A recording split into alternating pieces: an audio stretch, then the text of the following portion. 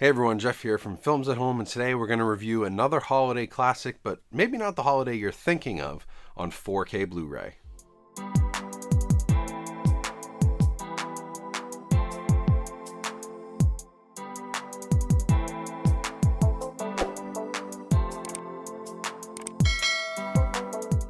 Hey everyone, so thanks for coming back to the channel today. In this review, we're going to take a look at one of the only Thanksgiving movies, and that is Planes, Trains, and Automobiles, here on 4K for the first time, courtesy of Paramount Pictures.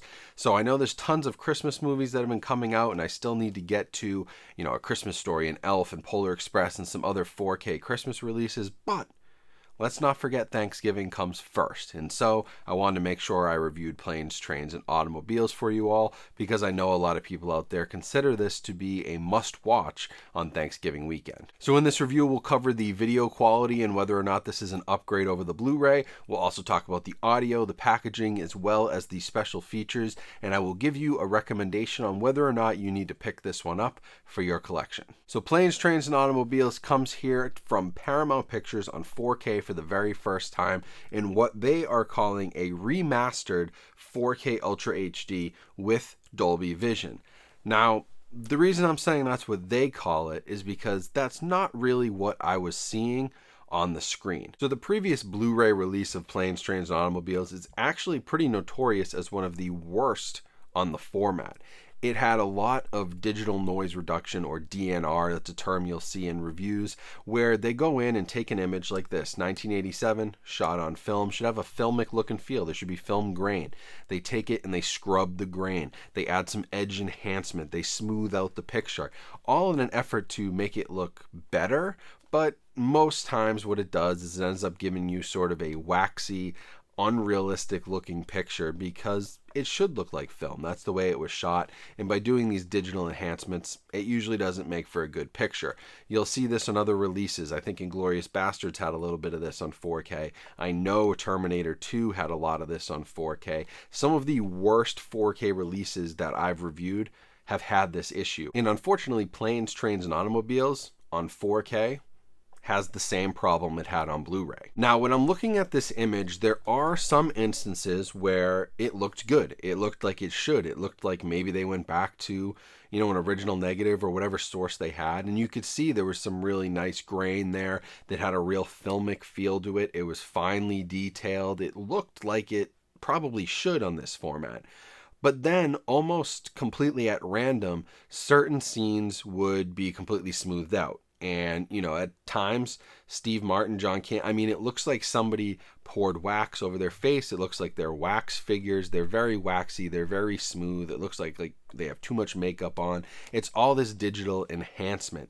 And it goes on and off throughout the movie. So while this is, I would say, better than the Blu-ray, because it does have some standout moments that look great on 4K, it's almost more annoying that it goes back and forth, and you can tell that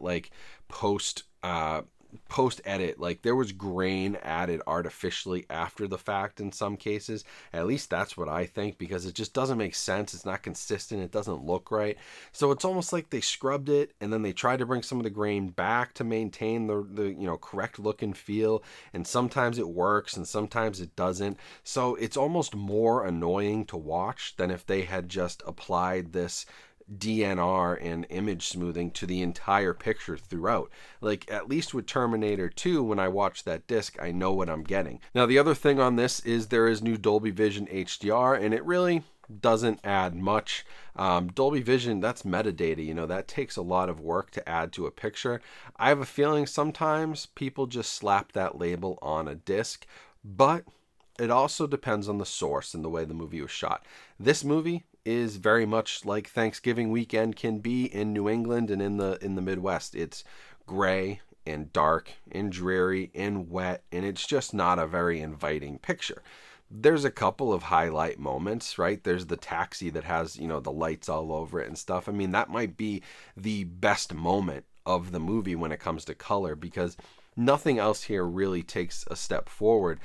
Some of the blacks are still a little bit crushed. Shadow detail wasn't great. It's just really overall not a great disc. And Because the Blu-ray was so bad, this is probably like a little bit better than that, but it's definitely not one where it's going to be a night and day difference, or you're getting a what I would call a truly remastered version of this movie. It may be remastered in a way, but not done well, and I don't think it's going to impress many people. Now, on the audio side for this, you've got the same DTS HD Master Audio 5.1 track that came with the Blu-ray.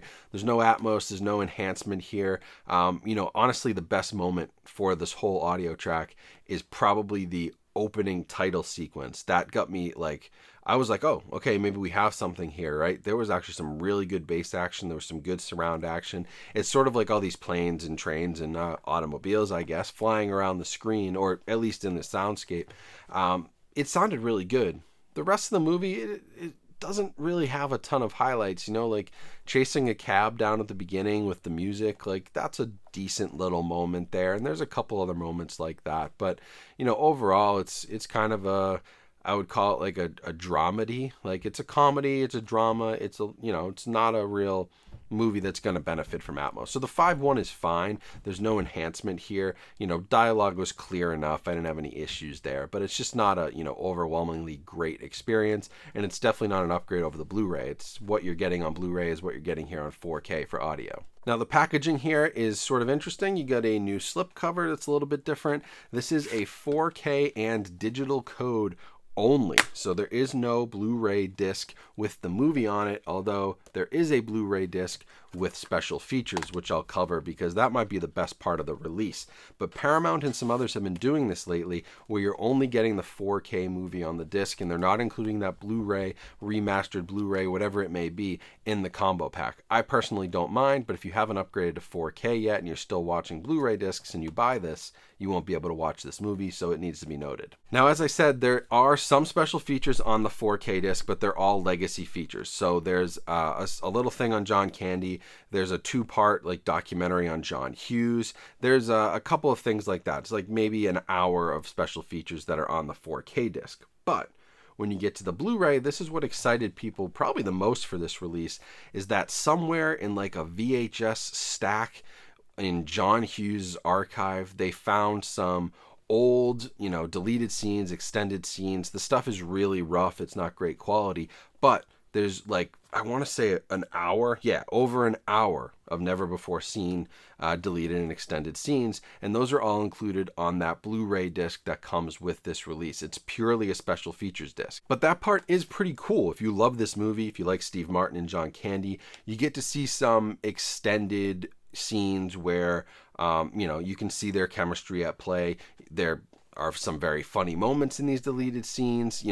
I don't think you'll never see like a director's cut or anything of this movie, an extended version, because the source for those moments, it's nowhere near being able to be rolled into the full movie. But it's just cool to see behind the scenes stuff that this movie's been out for 1987, so we're talking about 35 years at this point, and those scenes have never been seen before. So that is a pretty good reason to grab this release, especially if you're a super fan of either the actors or the movie itself. However, outside of the special features and those really nice deleted and extended scenes, this is not a very good 4K disc. Now, it came from a horrendous Blu-ray disc, and that's my comparison point. So if that's what we're comparing it to and we're talking strictly about upgrading, I would say yes, this 4K disc is better because there are at least a handful of scenes that look the way it should. But unfortunately, there are too many scenes that have been digitally altered, smoothed out, have had edge enhancement applied, have had DNR applied, grain has been scrubbed, people are looking waxy and unrealistic, and it's just not a good disc. So all of this comes back to like, what's the original source condition? Why is Paramount doing this? Why are they altering this movie so much? They've done it now on 2 different formats, and I don't have great answers for that. Part of it could be the source is in bad shape and they've had to do this to get it cleaned up. I'm not really sure, but ultimately, this will probably fall on some of the worst 4K discs of the year lists for me. It's not terrible because the Blu-ray was so bad, but I just can't recommend it. Like, it's not going to be worth $22 to buy this movie on 4K unless that's worth it to you for extended scenes and deleted scenes alone. Now, if you do want to pick this up, I'll leave a link. You can buy it. That helps support my channel, and I appreciate it. But I think this is going to be a bargain bin 4K pretty soon, just like the Blu-ray became, because for whatever reason, they just can't get this movie right. So thanks for watching this review. Make sure you subscribe to the channel so you never miss a review like this, and make sure you follow me on social media. All those links are down in the description. Also, make sure to check out all the other links and ways you can get discounts at different partners I work with. Those also support me and the partners, so we all appreciate that as well. Have a great Thanksgiving if you don't talk to me before then. Enjoy Planes, Trains, and Automobiles. No matter what format you get it on, it's going to be a little bit rough around the edges, so if you want the best, I guess it's this 4K, but I just wish somebody could do it right. But anyways, have a great rest of your day. Stay safe and healthy out there, and I'll talk to you guys soon.